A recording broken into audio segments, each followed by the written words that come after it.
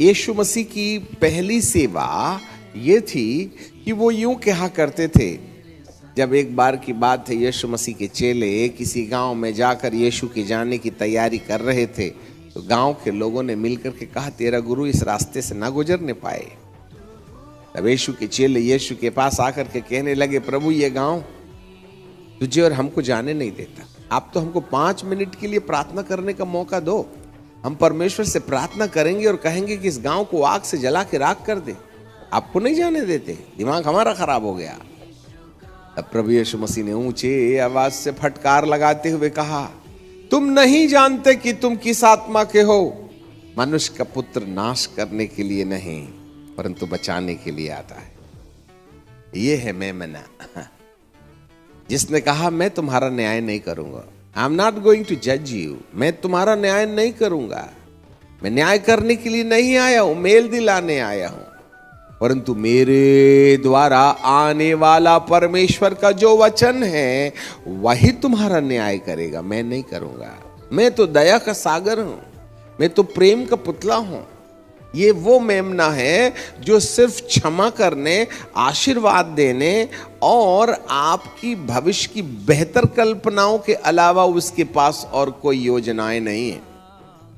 परंतु ये प्रभु यीशु मसीह की मजबूरी है कि वह यह सब कुछ देख रहा है, क्योंकि उसके अंदर जो वचन परमेश्वर का आता है वह यीशु मसीह का नहीं है वरन परमेश्वर का है।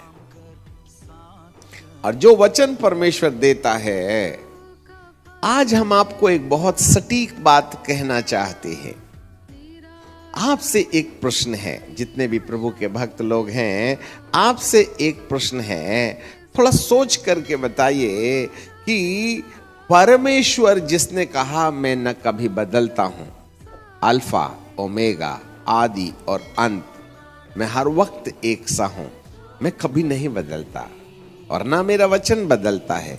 आपको क्या लगता है वो यहोवा परमेश्वर जो 4000 साल तक धरती पर न्यायपूर्ण दशा में परिस्थिति के आधार पर कंडीशनल लोगों को आशीष देते रहा, वह नए नियम में आकर के बदल गया होगा? आपको प्रश्न ढूंढना पड़ेगा। क्या वो परमेश्वर जो पुराने नियम में था वो बदल गया, जबकि उसने कहा था मैं कभी नहीं बदलूंगा? फिर हम बदलाव क्यों देखते हैं?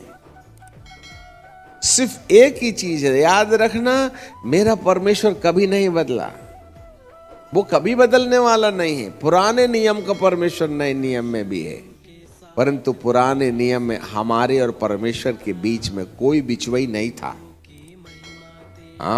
इसलिए अय्यूब कहता है, काश मेरे और परमेश्वर के बीच में कोई बिचवई होता।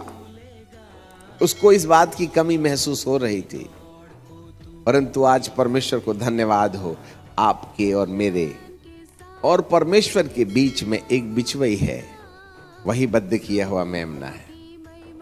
याद रखिएगा। और उसके कारण से आज प्रभु परमेश्वर के सन्मुख हमारी पहुंच होती है। क्षमा मांगे तो मिल जाती है, दया मांगे तो मिल जाती है, चंगाई मांगे तो मिल जाती है। जो मांगे वो दे देते हैं। प्रभु मेरे नाम से जो कुछ भी तुम मांगोगे तुम्हें मिलेगा। अभी तक तुमने नहीं मांगा, मांगते तो पाते। पर नए नियम की कलीसिया ने मांगने के प्रकरण को केवल भौतिक समझा।